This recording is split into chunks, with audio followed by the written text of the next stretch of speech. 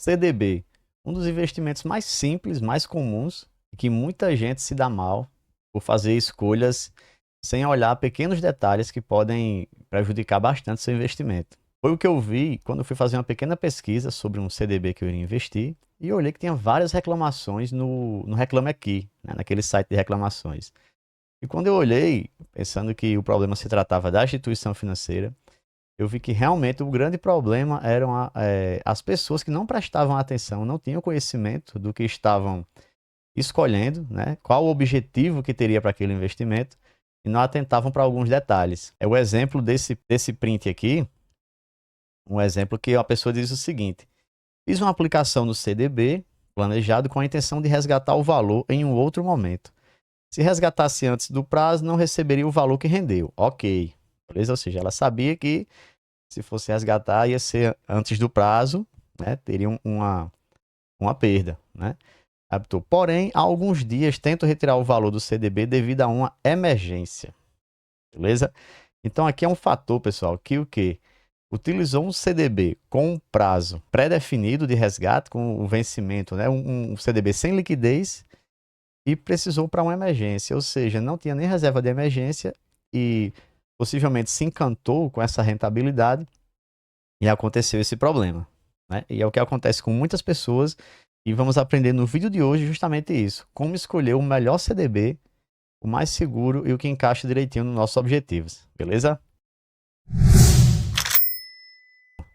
Meu nome é Leno Brandão, sou especialista em investimentos, certificado Ambima, e hoje a gente vai falar um pouquinho sobre o CDB e alguns itens como o que é um CDB, para que ele serve, quais os riscos de se investir no CDB, como escolher o melhor CDB para o seu objetivo e vou te mostrar na prática como fazer isso no home broker de uma corretora e verificar todos esses itens que a gente vai ver hoje, beleza?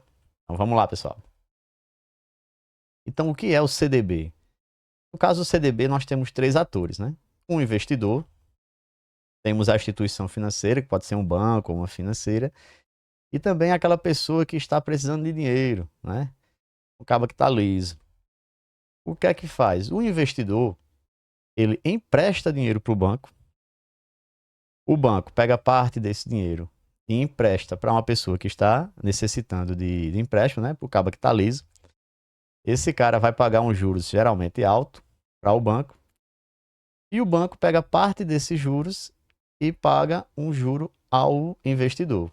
Ou seja, o investidor que ele compra um CDB, que ele investe no CDB, ele vai estar o quê? Emprestando dinheiro a um banco. Beleza? E ele empresta dinheiro ao banco, o banco empresta a terceiros, pega esse lucro e repassa essa rentabilidade, parte dela, lógico, né, que ele fica com o lucro dele, para o investidor. Nada mais é do que isso. Tranquilo? Então, para que serve um CDB? Geralmente, o que é que a gente usa? Eu mesmo tenho parte da minha reserva de emergência no CDB de liquidez diária, ou seja, é um CDB em que eu posso sacar a qualquer momento quando eu tiver uma emergência. Então, observando a liquidez, a gente pode ter parte da nossa reserva de emergência em um CDB. E também podemos rentabilizar por um prazo determinado. Ou seja, você está com aquele dinheiro ali para a sua diversificação em renda fixa, você tem um CDB que ele, por exemplo, possui a liquidez em um certo tempo, daqui a 2 anos, 3 anos, e aquele dinheiro, você já tem sua reserva de emergência, aquele dinheiro você quer realmente investir numa renda fixa, não vai precisar para nada, e você investe nesse CDB com uma rentabilidade um pouco maior e com um prazo de liquidez um pouco maior também. Então, basicamente são essas duas situações que a gente utiliza para um CDB, ou uma reserva de emergência ou simplesmente obter uma rentabilidade um pouquinho maior do que o CDI por um tempo determinado. E quais os riscos de se investir em um CDB? Ou seja, como a gente sabe, tudo tem risco, todo investimento ele tem risco, e o CDB não é diferente. Então, o primeiro risco é de calote. Então, digamos que todas essas pessoas que pedem dinheiro emprestado, o Brasil passa por uma crise, elas começam a não pagar ao banco, então, consequentemente, o banco ele não vai conseguir pagar aos seus investidores, né? E ou o banco passar por alguma crise, o banco pode quebrar. Então, se o banco quebrar, então esse investidor vai receber um calote, o banco não vai ter como pagar. Então, o primeiro risco é de crédito C de calote. É o primeiro Risco que a gente vai falar de CDB. Mas para isso, pessoal, temos o Fundo Garantidor de Crédito, né? O famoso FGC. O que seria isso? Pensa aí como se fosse um clubinho lá dos bancos e instituições financeiras, em que eles combinam o quê? Tem certos valores lá, que se uma instituição financeira quebrar, que é sócia, entre aspas, desse clube, aquele dinheiro vai fazer o ressarcimento dos investidores daquele banco. Por que eles fazem isso? Porque eles são bonzinhos? Não.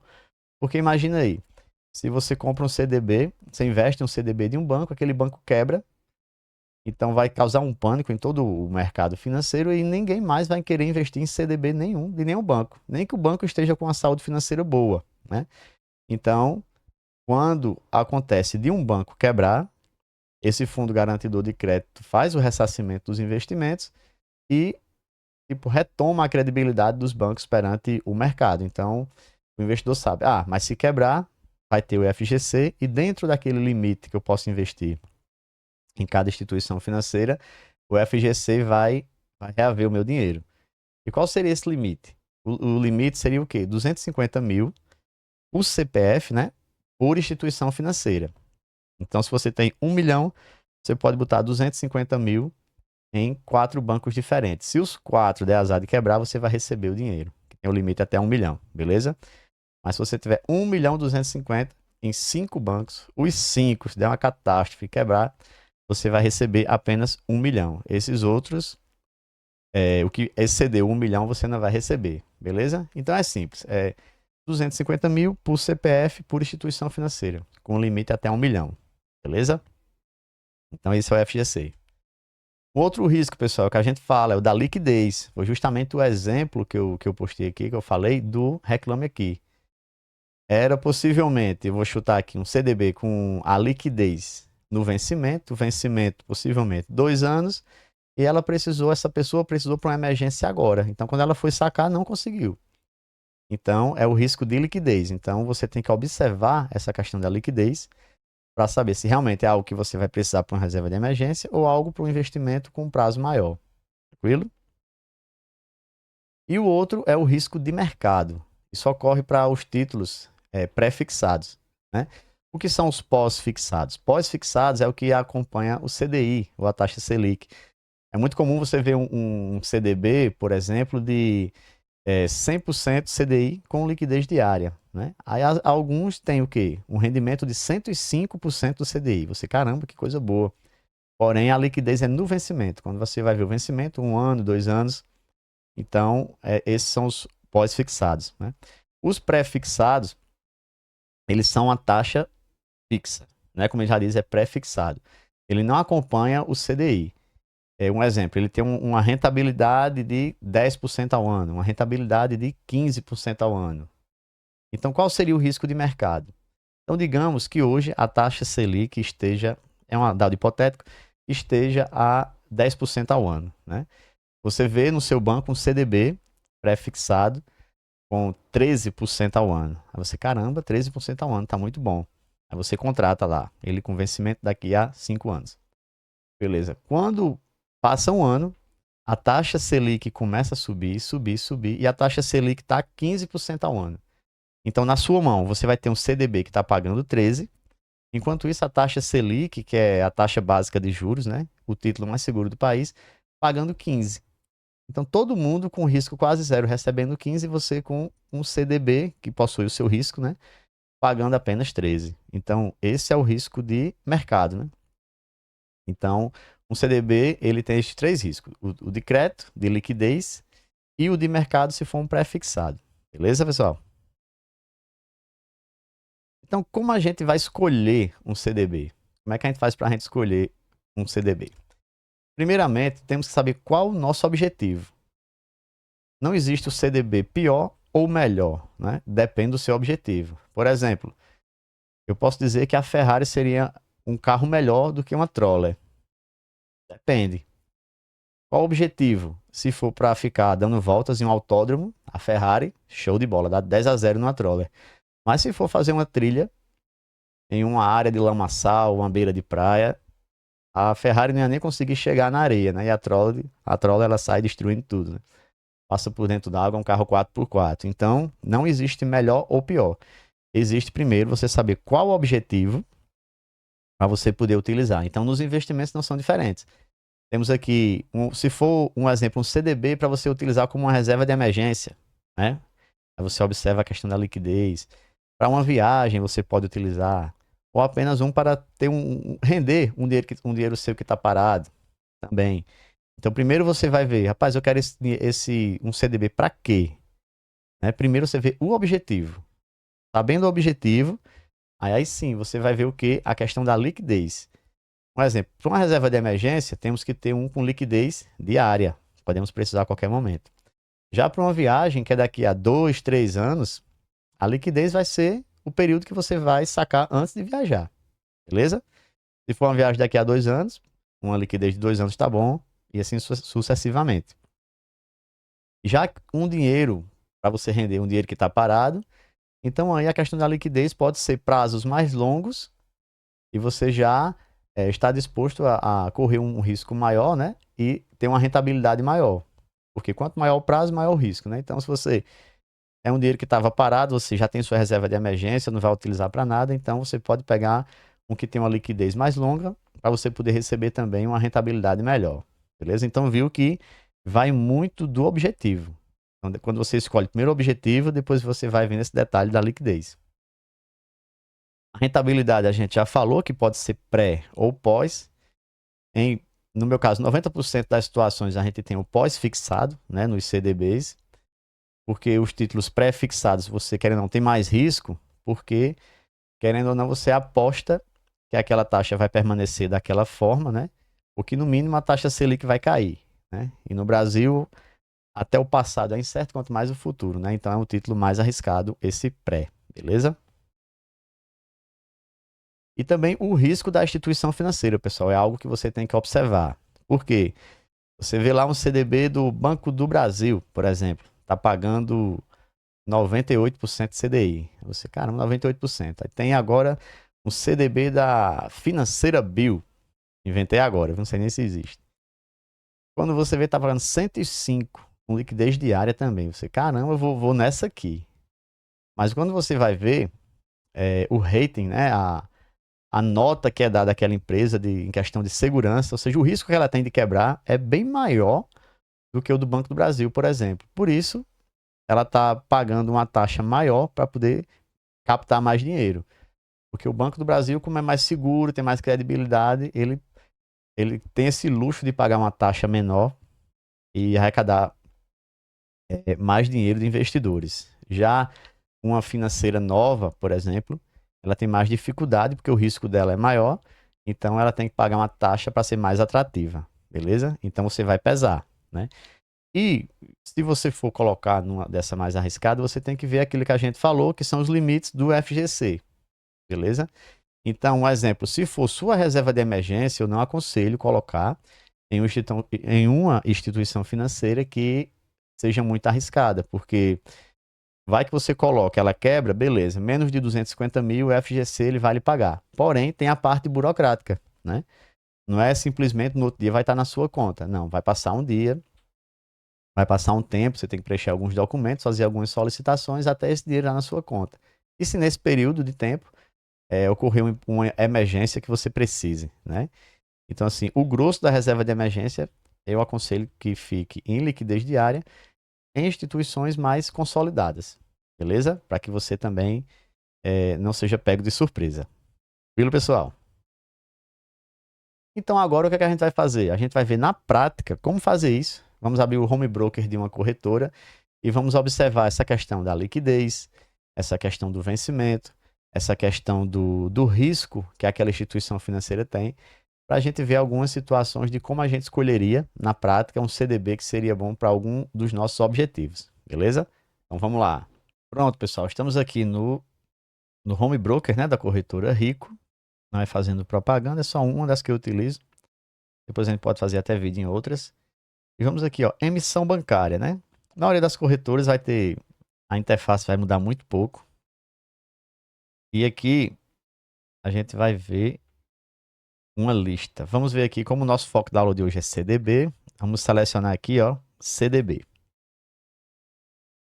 Bom, já foi feito o filtro. E é mais aqui para a gente observar, pessoal, fazer uma tarefinha diária. Todos esses aqui são CDBs, né? São 74 ativos, né? Então, você, caramba, o que escolher? Então, vamos lá. Aqui já temos um CDB do BRB, a instituição financeira. O vencimento dele, aqui, ó, é em fevereiro de 2026. Beleza? Daqui a um ano. A rentabilidade dele é 101% do CDI. A liquidez dele é diária. E ele tem aqui o risco, aqui o rating, né? Que é a questão do risco. É um BRA+. Beleza?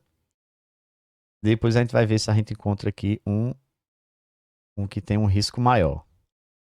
Então, aí nós temos aqui a questão do risco também. Ele dá a questão do risco em duas situações.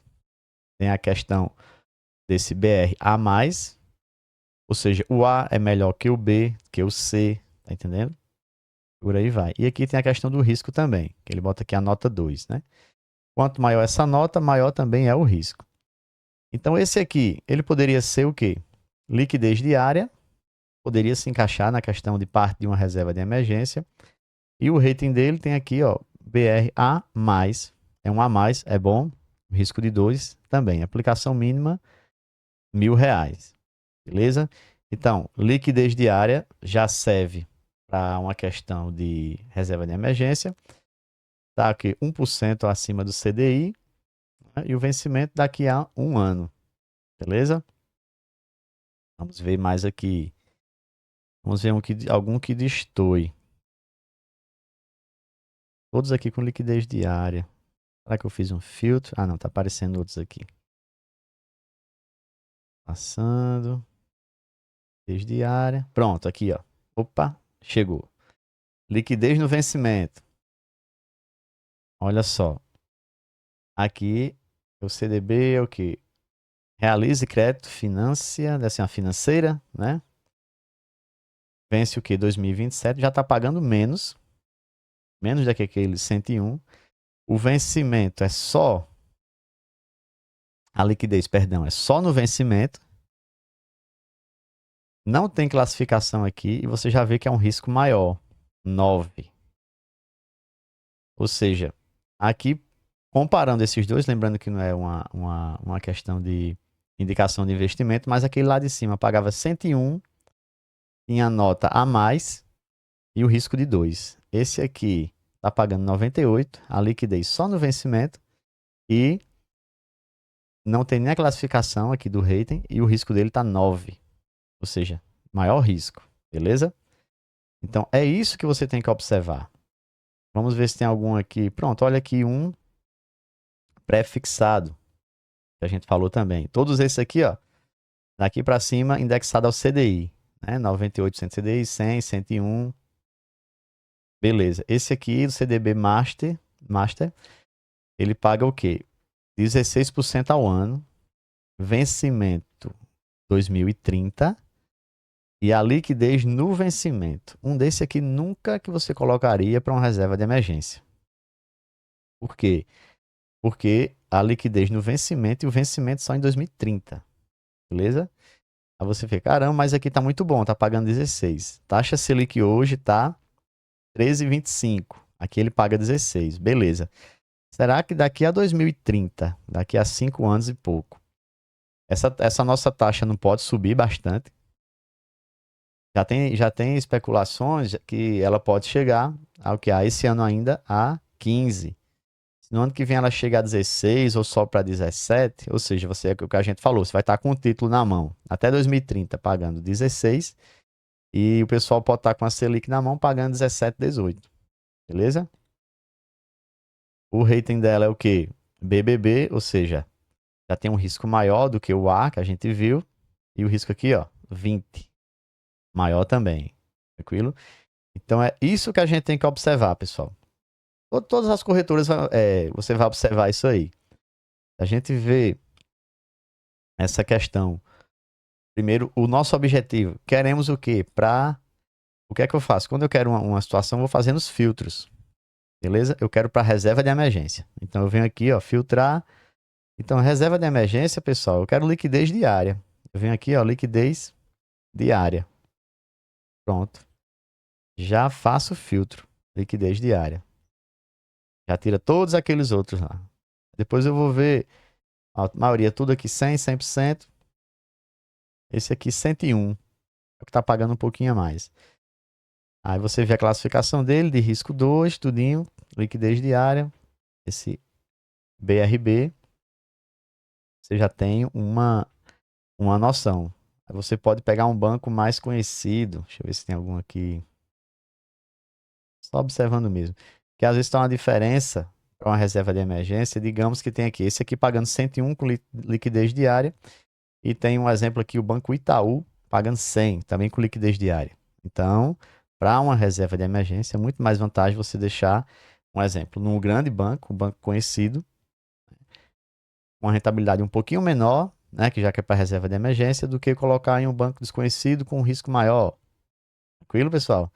Então é isso, recapitulando. Objetivo, depois que vem o objetivo, você vem aqui ver a questão da liquidez e os demais itens que a gente falou do risco, beleza? Sempre lembrar de ter só aquele limite de 250 mil, o CPF por instituição financeira para poder ter o benefício da segurança do FGC. Beleza, pessoal? Se você gostou desse vídeo, não se esquece de se inscrever no canal e ativar o sininho. E clica aqui no link abaixo, pois eu tenho uma aula gratuita, como você buscar mais qualidade de vida através dos investimentos. Beleza? Um grande abraço e até mais.